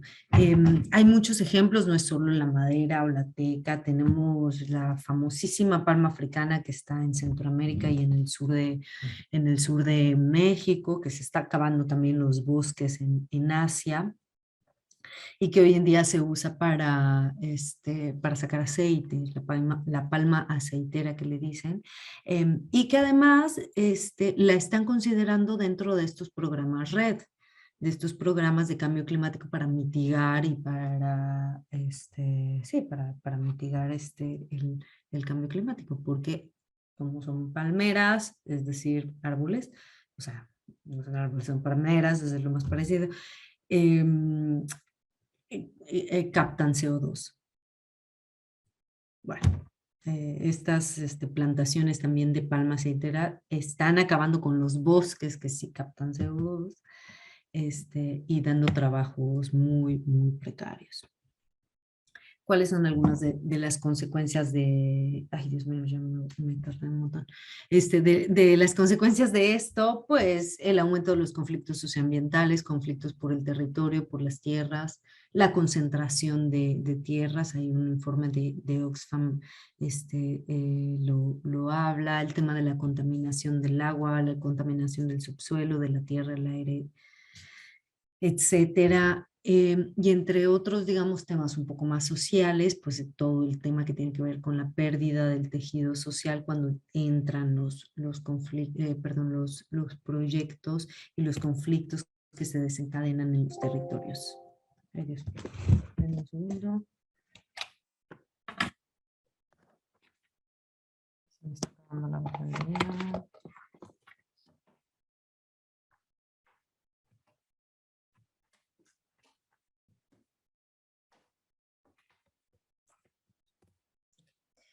Bueno, estos son unos mapitas rápidamente del LOCMAL. Les recomiendo que entren a la página, que chequen, digamos, ellos siempre están actualizando. Y comparar, digamos, el tema de los conflictos, la criminalización. Vean más o menos así, digamos, rápidamente cuántos bolitas vemos acá, comparada con que no hay casi nada, y es el tema de cuántas consultas se hacen por países. O sea, creo que es bastante claro cómo funcionan estos proyectos, ¿no? Cómo funciona la minería. Y bueno, América Latina como la región más peligrosa del mundo para la defensa del medio ambiente. Esto es un tema que el Acuerdo de Escazú lo trata. Yo les invito a que lo lean, les invito a que se informen del Acuerdo de Escazú, que sí, evidentemente es un acuerdo, no deja de ser un acuerdo, pero es un acuerdo vinculante y es un acuerdo regional, el primer acuerdo regional para todos los países de América Latina y el Caribe, que menciona la importancia de los defensores ambientales, ¿sí? Es un acuerdo sobre acceso a la información, participación y acceso a la justicia en temas ambientales. Asesinatos a defensores y defensoras de derechos humanos. Bueno, este es un ejemplo de México, ¿no? 247 defensores de la tierra y el ambiente en este mecanismo que existe en México de protección de personas defensoras de derechos humanos, que por cierto, varios de los defensores que están ahí ya han sido asesinados. Me voy a ir súper rápido, me quedan 5 láminas, pero ya me interesa más que discutamos y que preguntemos y comentemos, así que me voy a ir súper rapidísimo con estas últimas láminas que tengo, discúlpenme que me he tardado un montón. Desde el proyecto que estamos pensando, ¿no? O qué se pensó, digamos, con este enfoque muy conceptual que estamos intentando poco a poco ver cómo irlo aterrizando, ¿no? Necesitamos cambio en 5, digamos, como en estos 5 grandes esferas de nuestras sociedades. El tema del Estado, en los sistemas de producción y consumo, cambios en los territorios, todo el tema que tiene que ver con la innovación y cambios en la cultura, ¿sí? Esta cosa no me deja ver. ¿Qué tenemos en América Latina, ¿no? Necesitamos fortalecer el Estado hacia un Estado democrático y social de derecho. ¿Qué es lo que tenemos ahora? Un Estado ausente, un Estado opaco y poco transparente, un Estado que no regula ambientalmente y que permite la devastación de los ecosistemas. ¿Qué es lo que necesitamos? Un Estado democrático que pueda proveer condiciones dignas y oportunidades para la población, con una administración pública fuerte, no ausente, un Estado abierto que sea transparente, que tenga acceso a la información pública. Ojo, esto es otra cosa que asegura el Acuerdo de Escazú. Y la participación ciudadana, que promueva una actividad productiva endógena nacional y regional. Qué importante es hablar o volver a hablar de la producción regional, que eso es una cosa que ha estado olvidada en los últimos años, pero que es bastante importante. La economía local, la producción nacional, las regulaciones laborales, y la protección a los ecosistemas y los servicios ecosistémicos a nivel nacional. O sea, necesitamos fortalecer la legislación ambiental, necesitamos incluir a los actores de los territorios que están siendo devastados para encontrar las soluciones. Las soluciones no van a venir de la empresa extranjera que quiere invertir en mitigar el cambio climático y compensar porque no están reduciendo las emisiones y no están cambiando su forma de consumo en Europa, ¿no? Los sistemas de producción. Ojo, estos son temas muy generales, ¿eh? O sea, yo sé que son cosas como muy amplias y muy generales, que pues obviamente hemos estado intentando aterrizar, ¿no? Como a partir de las experiencias también que se van dando en América Latina. Una cosa muy importante para América Latina, hay que diversificar la matriz productiva. Así como América Latina depende mucho del extractivismo y depende también de la producción del ensamblaje y el ensamblaje de baja tecnología, necesitamos diversificar la matriz productiva, ¿sí? Hacer otro tipo de actividades que no sean únicamente la extracción de recursos naturales y ensamblaje de baja tecnología, ¿sí? Necesitamos lo que Gudinas habla y también, se me fue el nombre ahorita, pero me voy a acordar, un extractivismo más sensato, no un extractivismo, perdón, aquí no es extractivismo, es una extracción más sensata. Extractivismo es completamente para la exportación y en grandes cantidades, etc. Necesitamos cambiar, digamos, ese régimen de extracción a uno más sensato e indispensable para lo que necesitamos producir para satisfacer nuestras necesidades. Hay que fomentar empleos que no se basen en la extracción, ¿no? Por ejemplo, y una de las cosas que se ha discutido también es si el sector servicios es uno de los sectores que se podrían fomentar para generar además empleos más calificados, ¿no? Y mejor remunerados. La promoción de la agricultura sustentable. América Latina tiene infinidad, pero infinidad de experiencias de agroecología, de agricultura sustentable. Yo les recomiendo ahí a Santiago Sarandón, también argentino. Él es actualmente presidente de la Sociedad Latinoamericana de Sociedad Científica Latinoamericana de Agroecología y de la Sociedad Argentina, Sociedad Científica Argentina de Agroecología también. Está Walter Pengue, que también es un agroecólogo argentino. Hay muchísima producción sobre el tema de la agroecología y cómo no solamente es otro tipo de producción, sino que está regenerando los suelos devastados por la agroindustria. La agroecología tiene la capacidad de regenerar el suelo, de regenerar los ecosistemas, los agroecosistemas, etcétera. Es una maravilla, la agroecología no es fácil, tiene como todos sus pros y contras, pero es muy interesante, les recomiendo, y también tengo mucha bibliografía si les interesa. Actividades económicas no devastadoras y pensar en una economía plural, en una economía que no solo se base, o sea, hay diversas formas de economía, ¿no? La economía social y solidaria, el sector público que tiene que recuperarse como un productor, digamos, en ciertas áreas estratégicas, y hacer un equilibrio en el tema del mercado. No podemos estarle dejando absolutamente todo, algo tan importante como la economía, simplemente a la regulación del mercado. Cambios en las prácticas de consumo que tiene que ver con esto también, todo el tema de la obsolescencia programada, hay que repensarlo, hay que eliminarlo.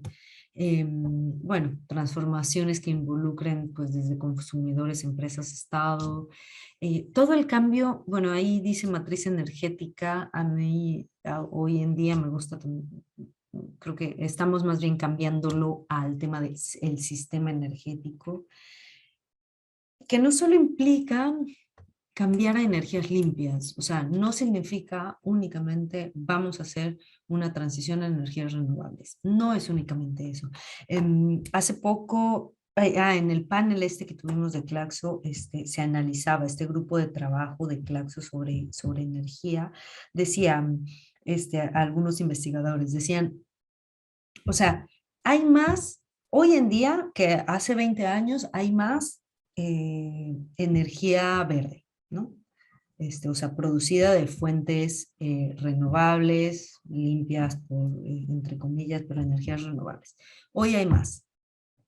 Pero también hay más energía producida a partir de combustibles fósiles. Entonces, no solo no ha disminuido el consumo, la producción de energías basadas en combustibles fósiles, sino que ha aumentado, y también han aumentado estas. Entonces no se está sustituyendo nada, simplemente todo está creciendo.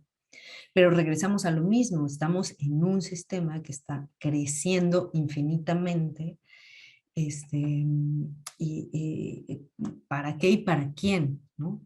Esta misma pregunta aplica para la energía, ¿para qué o para quién? Porque la energía sigue y sigue aumentando y sigue habiendo gente con pobreza energética, ¿sí? Entonces, ¿para quién se está generando esta energía? En los lugares, y por ahí vi que también hay gente de México, en los lugares del norte de México, no me acuerdo si hoy estaba leyendo ayer, que hay gente que paga 6,000 pesos, o sea, $300 de luz, en el norte, que es desierto, porque las temperaturas no se aguantan, no puedes vivir con 50 grados sin aire acondicionado. Entonces, pero no pueden pagar, o sea, no se puede pagar esas facturas de energía, ¿no? Es muchísimo. Entonces, ¿para quién se está produciendo todo ese aumento de energía? Es un tema muy interesante que hay que seguirlo platicando. Ahí les recomiendo mucho a Pablo Bertina también, que busquen, él tiene un análisis muy bueno, y que además también ha trabajado en Argentina el tema con cooperativas energéticas, es decir, otro tipo de energía se puede producir con otros actores y más local, ¿sí? Es muy interesante. Todo el tema que tiene que ver con el territorio y las ciudades. Necesitamos cambiar lo que son las ciudades hoy en día en América Latina. Son un desastre, son ciudades completamente insustentables, donde la ciudad en sí misma es generadora de residuos y no produce, o sea, produce servicios, produce cultura, produce educación, sí, pero físicamente, digamos, el campo sostiene y sigue sosteniendo a las ciudades, ¿no? Pero necesitamos repensar estos territorios, necesitamos recuperar los ecosistemas en las ciudades, ecosistemas que generen servicios ecosistémicos para las ciudades y que no solamente produzcan contaminación. Recuperar la biodiversidad, los bienes naturales, la gobernanza de los territorios, pensar a la ciudad como algo complejo, resiliente, dinámico, socialmente construido, democrático. O sea, ¿quiénes de nosotros tenemos decisión sobre si se va a construir ese edificio de 50 pisos en la esquina de mi casa, que es real, y que nos va a quitar el agua cuando se acabe? A mí nadie me preguntó, nadie nunca hizo ninguna consulta, simplemente la inmobiliaria llegó, compró y lo puso, ¿no? Y va a cambiar toda la dinámica del barrio. Entonces, hay que repensar, y hay que pensar otro tipo de ciudad.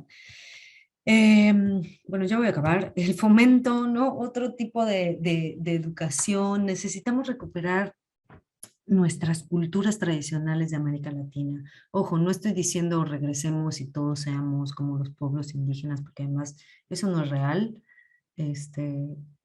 No, o sea, no es real, pero tenemos mucha cultura que viene de nuestros pueblos originarios y de nuestras culturas propias, y nos la pasamos importando soluciones de otras regiones. Busquemos soluciones. Por ejemplo, la agricultura es un ejemplo maravilloso de eso. Aquí ya se sabía cómo cultivar de manera sostenible. Hay que reaprender, ¿no? De todo ese conocimiento que se ha perdido. Y sistemas de conocimiento diversos. O sea, hay que articular el conocimiento científico con el tradicional y con el social, porque las comunidades, no solamente las comunidades indígenas, las comunidades, la sociedad genera también mucho conocimiento que está ahí desperdiciado. Digamos, creo que la pandemia fue una demostración de cómo la sociedad misma empezó a gestionar un montón de cosas que pues no se podían gestionar, que el Estado no supo gestionar. Argentina misma tiene muchos ejemplos en ese sentido también de cómo autogestionar cosas cuando el Estado no sabe cómo responder, ¿no? En realidad todas nuestras sociedades latinoamericanas. Y finalmente, necesitamos construir una cultura que nos capacite, que nos permita vivir juntos, ¿no? Vivir en la diferencia, aprender a buscar consensos, mediar la diferencia. Bueno, en fin. Yo sé que esto es como muy, muy complejo, es muy grande, es muy, digamos, a lo mejor les puede parecer demasiado choro, pero bueno, es un poco esto que hemos llamado desde el proyecto el enfoque de transformación social y ecológica, y desde el cual estamos intentando también partir para ver qué nos encontramos en América Latina, o sea, cómo solucionamos estos problemas tan estructurales, históricos que carga la región, esta desigualdad, la pobreza, y que vemos que no se soluciona y pasa un otro gobierno y sigue sin sin pasar nada, ¿no? O sea, empeoramos, no sé, de repente termina siendo muy frustrante también estar viendo cómo gobierno tras gobierno, año tras año la temperatura aumenta y se siguen haciendo COPs y siguen discutiendo y siguen sin ningún acuerdo, siguen discutiendo cuál es el precio de la tonelada de carbono desde hace una década y media. Entonces, ¿para qué? O sea, físicamente el planeta sigue teniendo problemas, la gente sigue viviendo en pobreza, bueno, en fin, entonces me callo y los escucho y los leo. Y espero no haberlos mareado, de verdad que espero haberles dejado, aunque sea un poquito de reflexión y no haberles mareado con todo mi discurso. Mariana, bueno, la verdad me imagino que todos van a coincidir que es muy interesante todos tus aportes, porque han habido muchos comentarios. De hecho, te propongo que después te los mando, el chat te lo comparto porque creo que es muy interesante el aporte. Creo que tenemos un buen tiempo. Si están de acuerdo, podemos aprovechar y abrir micrófonos.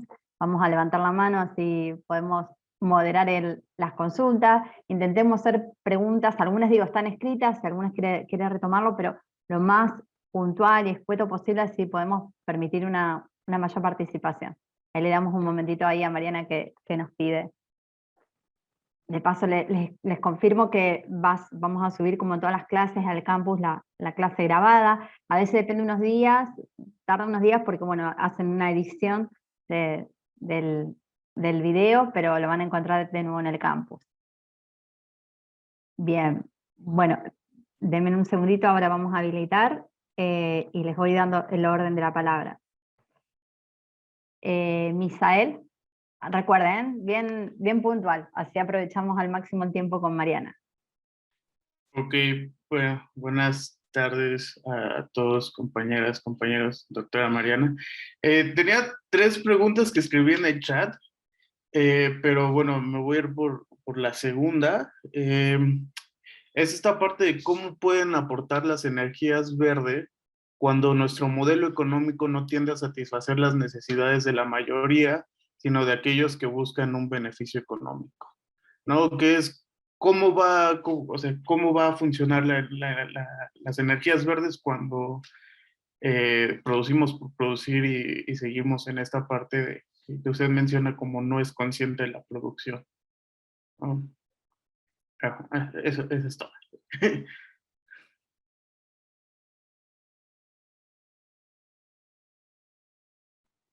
Bien, Mariana, ¿quieres responder o damos avance a otra pregunta? Julio. Sí, buenas noches, no sé si me oyen bien.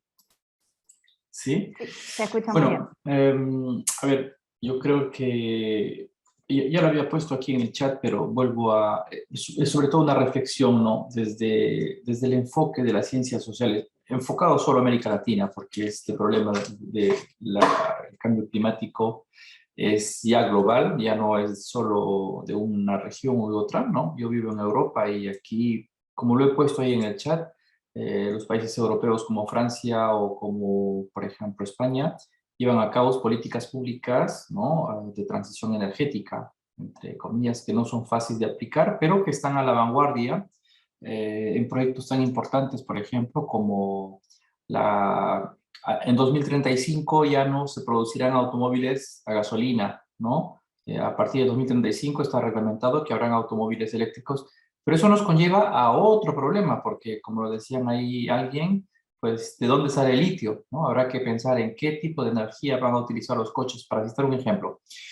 Pero haciendo un paralelo con América Latina, desde académicamente cómo los estudios de las ciencias sociales que hoy saben, como lo ha explicado brillantemente la profesora, ¿no? Nos muestran todo este fenómeno de cambio climático, pero cómo las ciencias sociales en América Latina podrían inducir a que nuestras políticas públicas realmente tomen en serio este desafío latinoamericano, porque estamos bien atrasados en el tema del cambio climático, pero es por todo el desfase que existe, ¿no? Somos una sociedad extractivista y no lo dejaremos de ser nunca.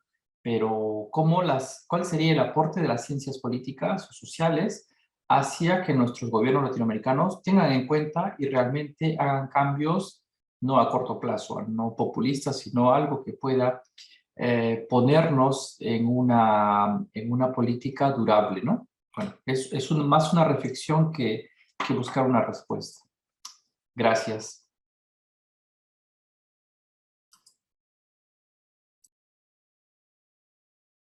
Norma, Si quiere, tienes la mano. sí. Ah, Ajá. ¿quieres una más?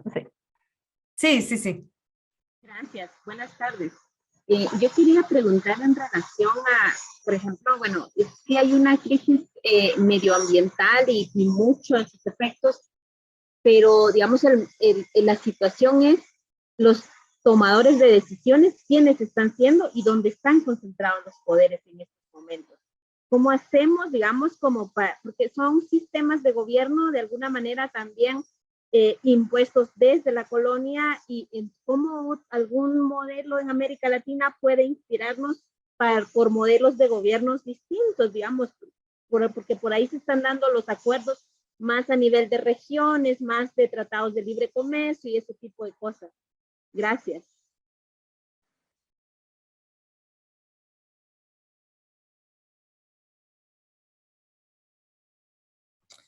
No sé si hay alguna otra más y de una vez, o si no me lanzo a hacer algunos comentarios. No sé si alguien, digamos, más allá de una pregunta, tenga algún comentario también muy concreto para no... Mariana, sumo algunas cuestiones también del chat o agrupándola, Sí, ¿no? También el rol de la mujer en, en lo que comentabas, en los conflictos, o sea, en esta situación de crisis. Y también hubo una pregunta ahí en tus participaciones en distintas COP y conferencias, la figura, ¿no?, de los refugiados climáticos también. Creo que por ahí estaría bueno conocer también tu opinión al respecto. voy a empezar por esta última de los refugiados climáticos, que es un tema que a mí me está interesando mucho últimamente, y es un tema además muy triste, o sea, es un tema trágico, es triste porque cuando uno lee los reportes, cuando escucha digamos, estas conferencias y las participaciones de los países, sobre todo los países insulares, son países que su participación en las emisiones de gases de efecto invernadero es ínfima, o sea, es ínfima, es nada, o sea, comparado con la responsabilidad que tiene Europa, Estados Unidos y China hoy en día, es el 0,01. Y son países que van a desaparecer. O sea, hay países que están pensando literalmente, que a mí eso hasta me dan ganas de llorar, que en dónde van a comprar tierra para mover a toda su población. Porque van a desaparecer por el aumento del nivel del mar. O sea, eso es impresionante. Y cuando uno se pone a pensar qué es el causante de todo esto, o quiénes tienen la responsabilidad, siempre nos encontramos con las mismas respuestas, ¿no? Los países del norte global, más China hoy en día, los países más desarrollados, el capitalismo, la sobreproducción, hoy estaba escuchando hoy estuve en una reunión con sindicatos hablando sobre el tema de transición justa, muy interesante, que es otro tema muy importante, y estaban diciendo, ok, sí, la responsabilidad la tienen tales y tales países, pero ¿por qué no estamos hablando de las empresas en específico que tienen la responsabilidad?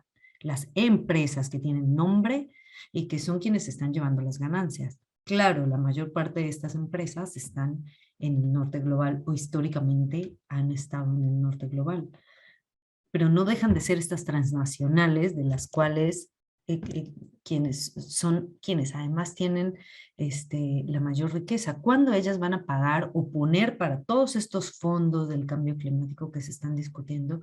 ¿Cuándo las empresas mismas van a aportar, no los gobiernos, que también, pero las empresas. O sea, tienen una responsabilidad histórica en la emisión de los gases de efecto invernadero y no se está hablando de cómo van a compensar, ¿no? O sea, se habla de la compensación por países a través de las empresas, obviamente, que operan, ¿no? Y de otro tipo de fondos. Pero eso es muy importante y sí, es un tema de los refugios climáticos que además ya está pasando. O sea, en América Latina, para quizás los que vivimos en México o quienes son de Centroamérica lo pueden notar. O sea, después de los huracanes en Centroamérica, comienzan varias migraciones hacia el norte. O sea, cada vez que hay desastres naturales en Centroamérica, la gente de las zonas rurales no solo se va a las ciudades, que tampoco hay mucha oportunidad laboral, porque las ciudades son un desastre también y son cúmulos de pobreza también, por eso hay que repensar el tema de las ciudades, migran hacia Estados Unidos porque se quedan sin tierra, se quedan sin cultivos, se quedan sin posibilidades de seguir viviendo en sus territorios. Y claro, las olas migratorias pues los llevan a los países del norte, en el caso de Centroamérica hacia Estados Unidos, ¿no? Que es más la potencia y todo el mundo quiere por alguna razón el sueño americano, ¿no? Que es un desastre el sueño americano, si me lo preguntan a mí, o sea, hay balaceras cada mes en escuelas, ¿no? Es un desastre entre muchas otras cosas, ¿no? Entre muchas otras cosas, pero eso es algo muy visible que vemos. Ok, el tema de cómo van a funcionar las energías verdes. Está muy de moda ahora, porque además la agenda la ponen muchas veces las empresas. En realidad el lobby de las empresas es impresionante también, como en todos los temas, pero el lobby de las empresas en el tema de cambio climático es que les juro que es impresionante entrar y ver los stands de las empresas diciendo, estas son las soluciones tecnológicas, ¿no? Ahora está muy de moda el tema del hidrógeno verde. Yo no sé si alguno de ustedes lo ha escuchado. Yo me imagino que sí, porque en Argentina hay, en Chile hay, Costa Rica ahora está, Chile, Argentina, Costa Rica están impulsando mucho el hidrógeno verde. En México ya se está empezando a hablar, pero todavía no tanto. En Europa es, por alguna razón, la panacea para América Latina, o sea, toda Europa quiere invertir en hidrógeno verde en América Latina. El hidrógeno verde funciona, básicamente es a través de la hidrólisis, me parece, es generar hidrógeno y es una cosa que ya se hace, o sea, ya se hace, ya existe, solo que está el gris, está el azul, está el café y está el rosado, y ahora está el verde. El verde significa que todo este proceso para producir el hidrógeno se va a hacer con energías renovables. Honestamente a mí me parece absurdo porque tienes primero que cambiar toda la matriz energética a energías renovables para luego sacar hidrógeno, cuando en realidad yo he leído algunos informes que esta energía se usa para la exportación, porque se puede acumular para el transporte, tipo como en baterías y cosas, entonces es transportable. Y eso lo van a usar para la exportación. Punto. Entonces, muy bonito el hidrógeno verde, pero es para la exportación. Olvídense que sea para la luz de sus casas, para sus carros, para el... No. Entonces, seguimos pensando en que las energías verdes, que no son verdes, por favor, no hablen de energías verdes, son de fuentes renovables, como puede ser el agua, como puede ser el sol o el viento, pero verdes no son verdes, porque para producir ¿cómo se llama? Perdón, ya estoy como medio, los estos con las hélices de los parques eólicos, para empezar no son sostenibles como tal, necesitan combustible. porque el viento es intermitente. Entonces, si quieres abastecer, necesitas mantenerlo funcionando constantemente, y cuando no sé, un día que simplemente no sopla el viento, pues no sopla el viento, entonces no se produce energía, entonces para mantenerlo girando necesitas, ¿no? Pero además para producir toda esa hélice necesitas un montón. Los sistemas fotovoltaicos o la energía fotovoltaica necesitas un montón de extracción de ciertos tipos de minerales para generar las celdas solares. Está bien, listo, es renovable en cierto sentido, pero necesita extracción también. Entonces, verdes no son. Ahora, apostarle a que esa es la solución es un poco lo mismo que es apostarle a que la tecnología va a solucionar todos nuestros problemas, cuando en realidad no es así. O sea, estamos viviendo un problema estructural, estamos viviendo un problema del sistema económico, estamos viviendo un problema de cómo nos estamos relacionando con los recursos naturales. Pero yo vuelvo a preguntar, ¿para qué necesitamos tanta energía? O sea, ¿para quién necesitamos tanta energía? Es lo mismo que la comida. O sea, hoy en día se produce suficiente alimento para que nadie en el mundo pase hambre, para que nadie en el mundo tenga hambre, pero se desperdicia la mitad de la comida. Y ahí tienes luego litros y litros de agua que los tiran al mar, pues porque es mejor, porque cómo les vas a regalar a los niños pobres la leche cuando necesitas venderla y entonces te va a bajar el precio. Entonces, no es la solución. O sea, la tecnología no es un fin. La tecnología es un medio para algo. Eso es una cosa que se nos ha olvidado, que por cierto, Enrique Leff, a quien les recomendé, habla de eso. Vivimos en un mundo y en un sistema en donde la tecnología se nos ha vuelto un fin en sí mismo, cuando en realidad debería de ser un medio para solucionar, por ejemplo, necesidades básicas.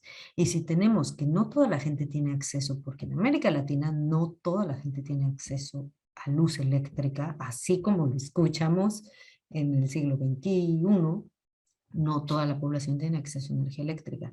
Y no toda la población tiene acceso a energía, digamos, a un precio accesible, ¿no? En unos lugares es muy cara la energía, y pues la gente se lleva la mitad de su salario intentando pagar la luz eléctrica, ¿no?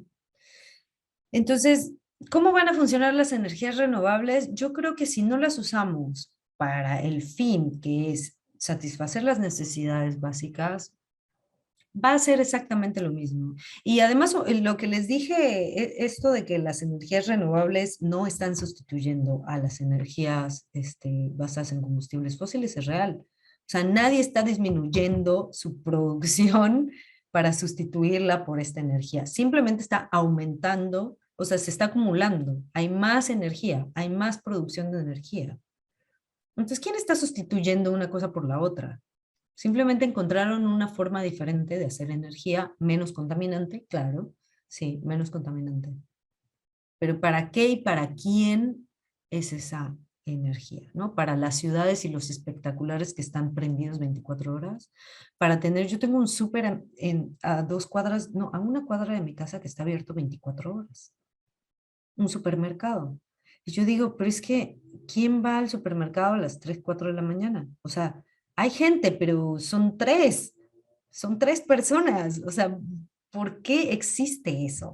¿No? ¿Por qué existen cosas de 24 horas? O sea, eso hay que cambiarlo. Esas son las ciudades modernas que además consumen, es un consumo excesivo de energía. Y vamos con el tema de los automóviles eléctricos. Los automóviles eléctricos, y yo que soy ciclista y que milito en mi bicicleta y que me peleo todo el tiempo con los automóviles y lo digo, no es la solución. Circula en redes constantemente una fotografía del tráfico que dice, con autos de gasolina, con autos eléctricos, y es exactamente la misma foto, porque el tráfico no va a cambiar. Únicamente lo que vas a sustituir es un tipo de carro que se mueve por gasolina y otro que se mueve por electricidad, que honestamente si no tienes una electricidad producida por fuentes renovables no tiene ningún sentido, porque pues esa energía, o sea, si por mucho que tu carro sea eléctrico, si la energía que se produce en tu país con la que tú cargaste tu carro, lo fuiste, lo conectaste, pero esa energía viene de la explotación de petróleo o de gas o de carbón, pues es básicamente lo mismo. Simplemente tienes un carro que puedes decir que es eléctrico, o sea, y que además consumió litio para producirlo. Entonces, el tema de la panacea de los automóviles eléctricos es otro greenwashing, o sea, es otro, es otra solución falsa del capitalismo verde, ¿sí? Es otra solución desde el capitalismo para no resolver el tema de por qué las ciudades en América Latina están abarrotadas de carros. Y perdona quien utilice el carro aquí, yo no tengo carro, entonces soy muy pro del transporte público, a pesar de que en México no es tan bueno como lo puede ser en otros países, y soy muy pro de la bicicleta, entonces también abogo por eso, pero la realidad es que las ciudades en América Latina están hechas y construidas para moverse en carros. Entonces, que sustituyamos los carros eléctricos, bueno, sí, a lo mejor va a mejorar la calidad del aire. Sí, o sea, eso es muy cierto, va a mejorar la calidad del aire, pero no va a resolver el problema de que si los 300 millones de personas que vivimos en América Latina tuviéramos un carro, pues básicamente no habría ni dónde estacionarlos, los 300 millones de carros. O sea, necesitaríamos, no sé, otro continente. O no sé, empezar a hacer torres así de 25 pisos para guardar todos los carros que tenemos.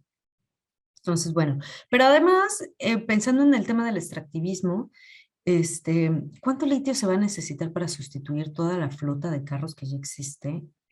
Estados Unidos, ahora con el cambio de gobierno con Biden, dijo, para el 2000, creo que 30 fue, para el 2030, la mitad de los carros en Estados Unidos van a ser eléctricos.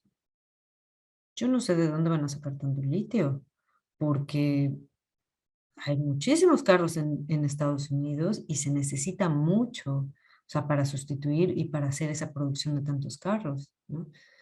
En fin. El aporte de las ciencias sociales. Fíjense que la semana pasada que estuvimos en la conferencia Claxo, que les recomiendo, están grabadas muchas de yo creo que sí, la mayoría de los foros quedaron grabados en la página.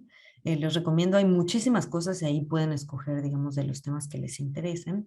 Pero bueno, una de las grandes discusiones, y yo lo escuché también en otro panel, es América Latina tiene una particularidad que me parece que no hay en otras regiones del mundo, que es el pensamiento crítico. Tenemos mucho pensamiento crítico en América Latina. O sea, pensamiento crítico, no criticón, sino crítico. O sea, pensarse eh, la raíz del problema.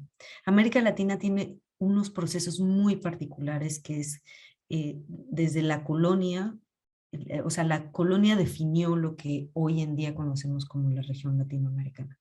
O sea, somos América Latina, tal cual, así la conocemos, por la colonización. A lo mejor si no hubiera habido colonización, estaríamos en otra y quién sabe cómo sería. Pero entonces, ese pensamiento crítico que se hizo a partir de pensar ese proceso de la colonización, de qué pasó en nuestra historia con nuestros pueblos y cómo funciona América Latina hoy en día, por eso, y en relación a América Latina, en relación al mundo, es lo que nos permite hablar de esto, del sistema mundo capitalista, de las cadenas globales de valor, de la participación que tiene América Latina en el mundo y cómo el extractivismo ha sido la mayor participación de nuestros países hacia América Latina, o sea, perdón, hacia el mundo. Yo creo que ahí está la clave de la academia, ¿no?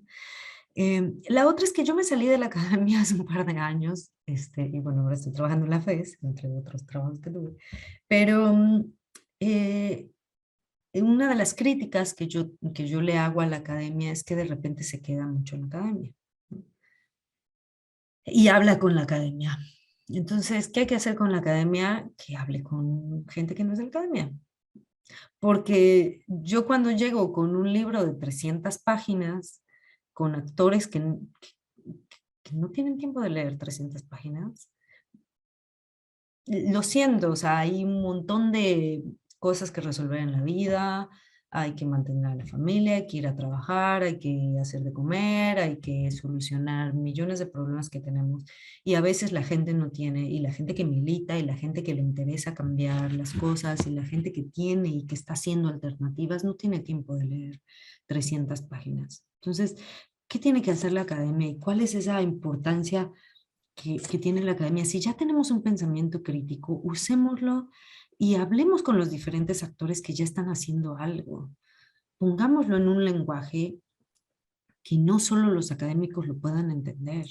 Y no es como que nosotros les vamos a llevar la verdad a la gente, porque la gente hace su vida y al mismo tiempo haciendo su vida hacen las alternativas que conocemos, que luego los académicos de las cuales escriben y describen y etcétera. Entonces, hay que tener una mayor conexión de la academia con los otros actores, ¿no? Con los otros actores que están cambiando el mundo también, y que no lo están escribiendo y que a lo mejor no lo están reflexionando, pero que están haciendo cosas muy interesantes. Y la otra es con el tema de los gobiernos. O sea, la academia, muchas veces la academia crítica, se queda con que no, es que este gobierno no es de izquierda, es que no sé qué, es que tal. Bueno, sí, o sea, no es de izquierda, pero eso no quiere decir que no le puedas ir a decir con los argumentos que tú tienes en la mano y de las investigaciones, oye, esto no es así, esto no va por ahí, las soluciones son estas. Y acá tienes las pruebas, acá tienes los datos, acá tienes las investigaciones que aportan esta visión de cómo se deberían de hacer las cosas, ¿no? Creo que eso es sumamente importante. Y por último, el tema del rol de las mujeres, y qué bueno que me lo preguntaron, porque qué mal que no lo mencioné. Eh, bueno, medio que lo mencioné con el tema de los cuidados, ¿no? Pero la FE, si por ahí hago un comercial, está haciendo mucho trabajo con el tema del cuidado y el rol de las mujeres en el tema del cuidado de la vida, ¿no? Y las labores de cuidado y cómo la sobrecarga de las labores del cuidado ha estado históricamente sobre las mujeres por esta división sexual del trabajo. Cómo esto se está llevando además a los gobiernos. Hoy en día en México se está buscando hacer una ley sobre, un sistema nacional de cuidados que se está discutiendo. Hay propuestas en otros países también ya. Creo que la pandemia lo dejó ver, pero no solo es el tema del cuidado, sino quiénes son las más afectadas cuando se pierde el empleo, quiénes son las primeras que pierden el empleo, son las mujeres. ¿Quiénes son las primeras que dejan de estudiar cuando ya no todos los hijos pueden estudiar? Normalmente son las mujeres. ¿Quiénes son las que se encargan de cuidar a las demás personas cuando se enferman o cuando falta algún familiar o cuando son las niñas, ¿no? Las niñas y las adolescentes? Ciertos trabajos. Hay ciertos trabajos donde, bueno, no solamente la brecha salarial que sigue existiendo hoy en día, no solo existe en América Latina, existe a nivel mundial, en Europa existe también, solo que es menor, pero en América Latina la brecha salarial es aún más grande y sigue existiendo y sigue siendo un problema porque por el mismo trabajo las mujeres ganamos menos. ¿No? O sea, ¿por qué? Es el mismo trabajo. Solamente por ser mujer, o sea, no. Y me olvidé de otra cosa que iba a decir. Ah, sí, todo el tema que tiene que ver con los recursos naturales y la relación.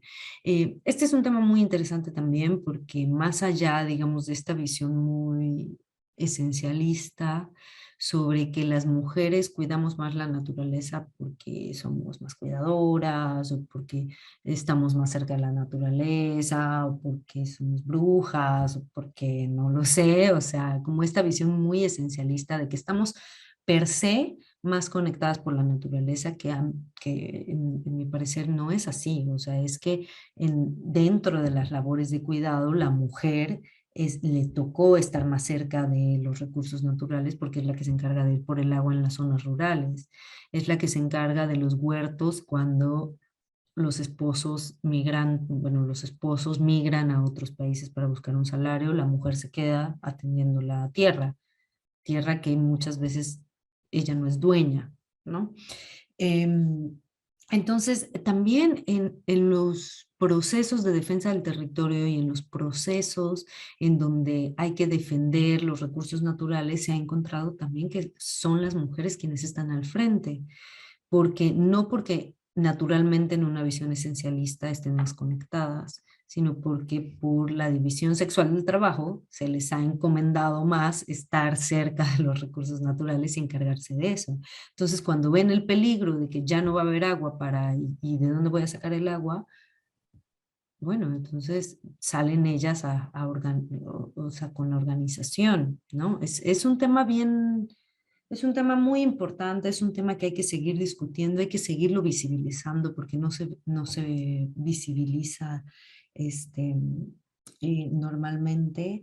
Y con el tema que tiene que ver también con los defensores y las defensoras, no es que a los defensores no se les agreda o se les violente, eso no es cierto, a ambos se les violenta. Lo que pasa es que por los roles tradicionales hay veces en que las mujeres, además de que se les violenta, además de que se les estigmatiza, además no sé qué, se les estigmatiza porque la mujer no debería de estar siendo revoltosa, no sé, estando en marchas, o sea, el hombre sí, ¿no? Pero la mujer no debería de estar ahí haciendo paros y defendiendo y gritando porque tiene otras cosas que hacer. Seguro no cuida a su familia, seguro no cuida a sus hijos, ¿no? Y empieza también una doble estigmatización hacia las defensoras de los territorios, sumado a eso, ¿no? Sumado por su condición de ser mujer. Bueno, hay un montón de comentarios, hay un montón de temas, les agradezco un montón, por favor, luego me pasan Luego me pasas, Cecilia, el chat que está muy, muy interesante. También les voy a dejar mi correo si me quieren, digamos,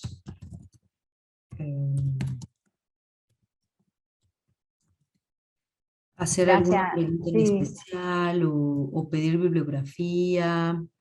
Me pueden escribir con toda confianza al correo y yo les contesto. Y luego me pasas el chat para que lea todos los comentarios porque hay un montón y les agradezco mucho verdaderamente que hayan hecho tantos comentarios y preguntas. Lamento no haberlos podido leer todos en este momento o contestar todas las preguntas, pero espero verdaderamente que les haya dejado alguna reflexión interesante todas estas 2 horas que hablé. Y si bien, bueno, yo no suelo dar datos muy exactos porque la verdad que tengo muy mala memoria para los datos, honestamente tengo pésima memoria para los datos, pero me acuerdo mucho de las cosas que pasan. Entonces, todas las cosas que les fui contando son cosas de charlas que he visto, de pláticas que he tenido con investigadores, etcétera, de libros que he leído. Discúlpenme si no les di los datos muy, muy exactos, pero les invito de todas maneras a que consulten, a que los consulten sobre estos temas. Bueno, Mariana, te agradecemos, te liberamos ya en tu medianoche. Es muy tarde, por eso estamos muy agradecidos, también por tu generosidad, por compartir tu contacto. Quedamos atentos a la bibliografía también que recomiendes. Hoy le comentaba a todos que lo subimos al campus para que puedan acceder. Bueno, y agradecerte nuevamente por tu disponibilidad en estas 2 horas de clase. A todos, bueno, despedirlos. Nos vemos el próximo miércoles, ya con el nuevo módulo de trabajo post-trabajo. Como decimos, a la misma hora, en el mismo canal. Y bueno, que tengan buenas noches todos y muchas gracias, Mariana, nuevamente. Gracias. Muchas gracias. Gracias a ustedes. Que tengan buena noche. Chao. Chao.